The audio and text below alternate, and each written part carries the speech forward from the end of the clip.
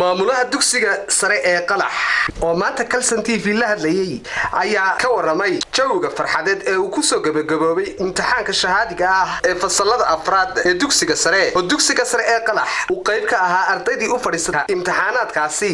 Maamulaha dugsiga sare ee Qalax oo ugu horreynba Kalsan TV la hadlaya ayaa hadalkiisa ku bilaabay. Bismillahir Rahmaanir Rahiim. Waxa maanta halkan noogu soo gabagaboobaya imtixaankii shahaadiga fasalada afraad oo dugsiga sare ee Qalax ay ku galayeen xarunta dugsiga Sheekh Maxamed Warsame. ardayda runtii kalsooni badan baa ka muuqata, aqoontoodii loo soo dhigay muddada sanadka ay kalsoonidii ay ka qabeen iyo sidii wax u soo dhigteen dadaalkii dheeraa ay muddada dheer ku soo jireen baan ay kula tartamayaan Somaliland.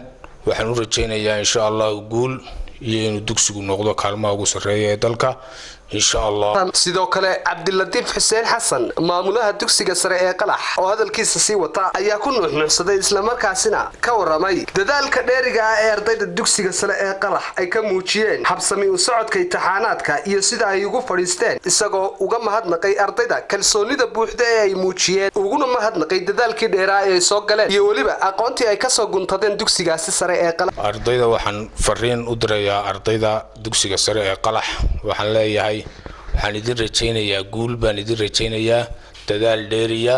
aqoontu ma aha mid maanta inay halka ku dhamaato ah, waxa laga doonayaa in dadaalkaaga ka sii wato ilaa inta aad ka madhalinaysa hadafkaaga. gabagabadii waraysigani aanu la yeelanay maamulaha dugsiga sare ee Qalax Cabdilatiif Xuseen Xasan ayaa waxaanu wax ka weydiinay in ay jiraan doorkani wax qisha oo ardaydooda qaar ka mid ah lagu qabtay haba yaraatee. waxaanu cod dheer ku sheegay in aanay gabi ahaanba jirin, isla markaasina ardaydoodu muujiyeen kalsooni dheeraad oo ku taxalluqda aqoonta ay ka soo barteen muddadii dheereed ee aqoonta ka soo baranayeen dugsiga sare ee Qalax. Cabdilatiif oo ka hadlaya ayaa yiri runtii xafiiska imtixaanaadku kulay buu nagu soo maray kormeer, sida Daawud ka sheegay gabley waxay noqotay meesha kaliya ee sanadka aan wax qish ah lagu qaban.